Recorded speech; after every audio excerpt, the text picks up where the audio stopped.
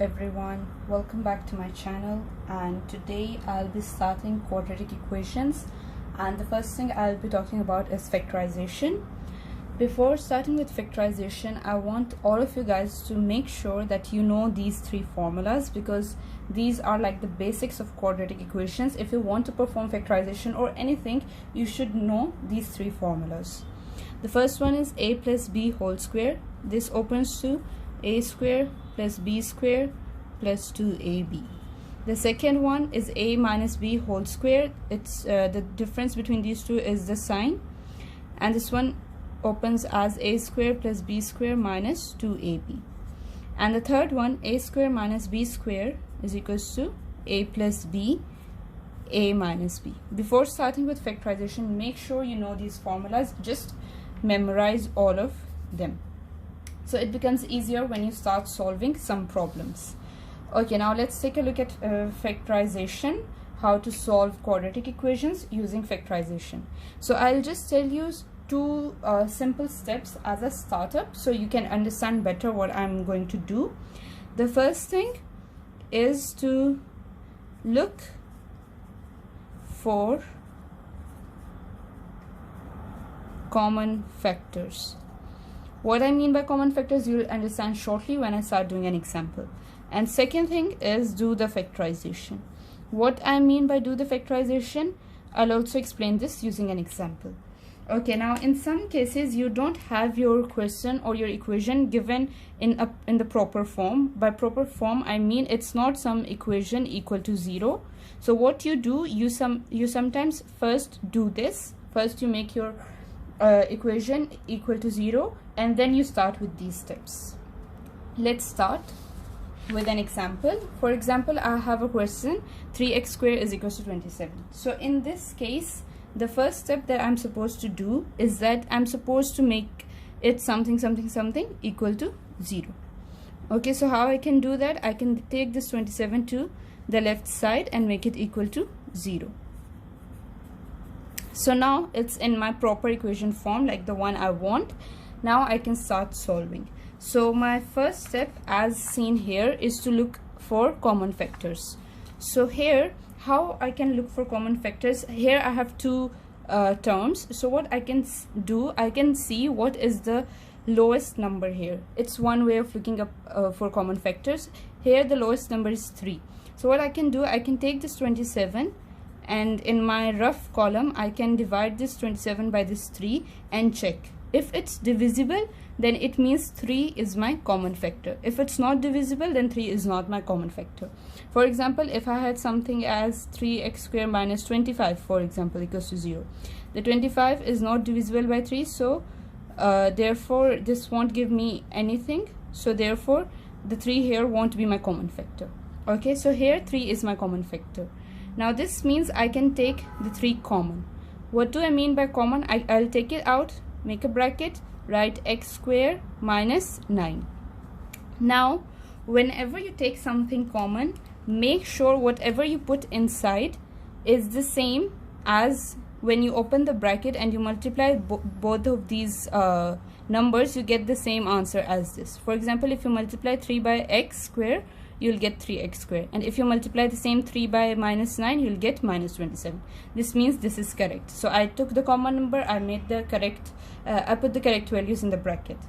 Now from here, when you have something like 3x squared minus 9 is equals to 0, now in this case there are two possibilities. One is that 3 is equals to 0, and the other is that x squared minus 9 is equals to 0. This or this. Now you know 3 is not equal to 0, so this possibility is just ruled out. So my only solution will come from this one. What I can do here, this here is x squared minus 9 is equals to 0. Now I'll show you guys what I'll do here. I'll use the basic formulas. This one I can't use because it has whole square. This one has a whole square. This one has individual squares, a squared minus b squared. So I can use that here. This will become x squared. The square root of 9 is 3, so 3 squared is equals to 0. And this will become x plus 3, x minus 3 equals to 0. Now this term is equals to 0 and this term is equals to 0. So x plus 3 equals to 0, x minus 3 equals to 0.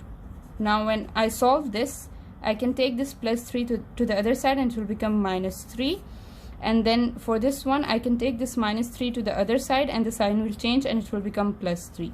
So my solution set is going to be x is equals to minus 3 and plus 3. This is a very simple example which I elongated just so that you can understand it in the best way possible. Now I'll take another example. Example number 2.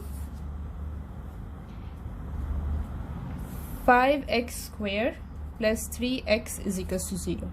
So my first step is to look up for the common factors. In this question, you can see that both of these terms have x. So it means the x is my common factor. So what I'll do, I'll take it common and I'll write 5x plus 3 equals to 0. Okay, one thing, whenever you take an alphabet common, make sure you take the one with the lowest power. So what do I mean by this? That the x with the lowest power will be my common x. This is very simple, but I know some students who always forget this and just get confused. So just make sure that whenever you take x common, you take the one with the lowest power. So here I have x squared and I have x, so I'll take x as common. Now in this case, x is equals to 0 and 5x plus 3 equals to 0. 5x plus 3 equals to 0. This one is directly my solution, so I won't do anything with this. This here, I'll take this plus 3 to the other side, minus 3. And now, since I just want the value of x, I want to remove this 5. I'll divide by 5. So 5x over 5 is equals to minus 3 over 5. These will cancel and I'll get minus 3 over 5. So my solution set here is going to be 0 and minus 3 over 5. Now I'll take another example which is a bit more complicated than the previous examples, but trust me, these all examples are very basic and they'll give you the proper idea of factorization. So my third example is x squared minus 5x plus 6 is equals to 0. I didn't perform any factorization yet. I just did taking the common terms and solving for x. Now in this example, what I can do, the first thing is I look up for common factors.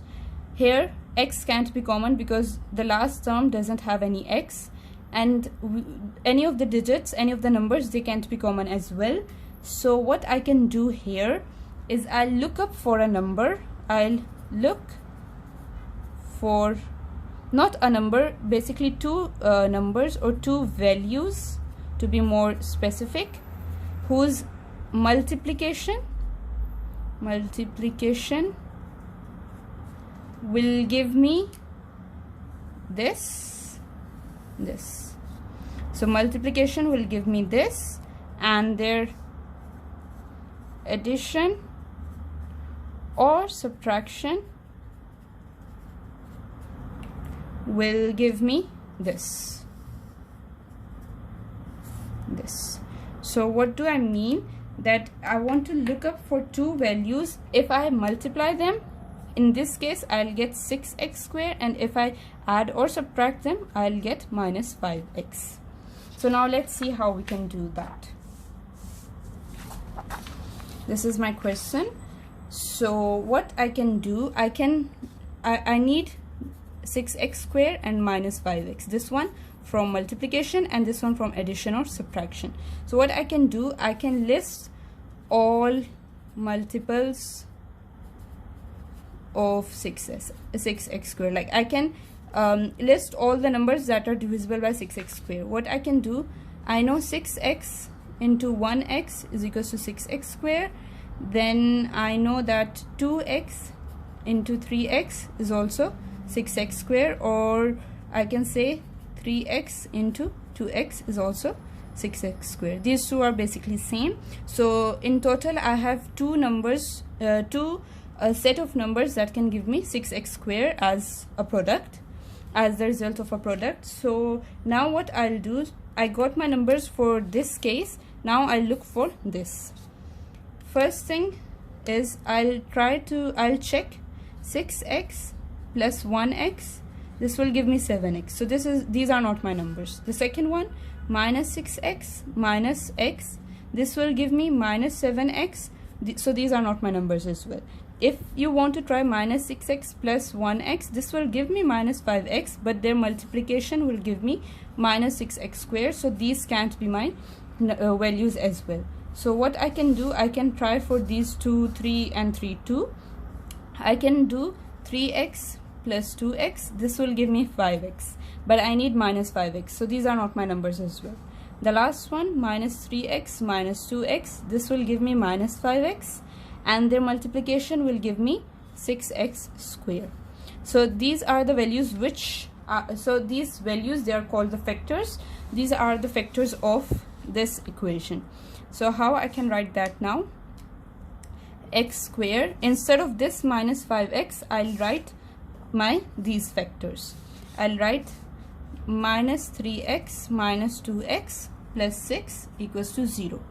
Now what I'll do, I'll divide this whole equation into two parts, like this and this, and I'll take the common terms out of both of these parts.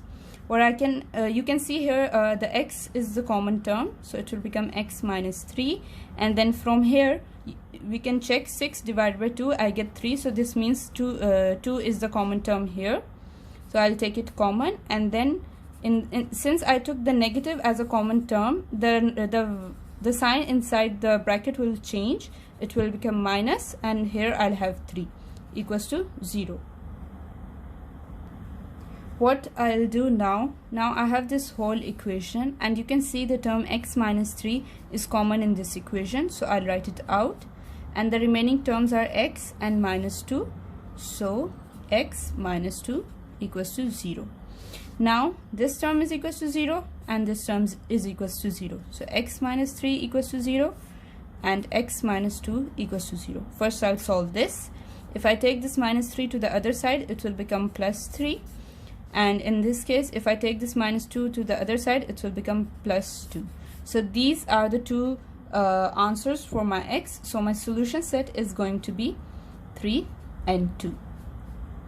Okay, so that's how you perform factorization on different types of questions.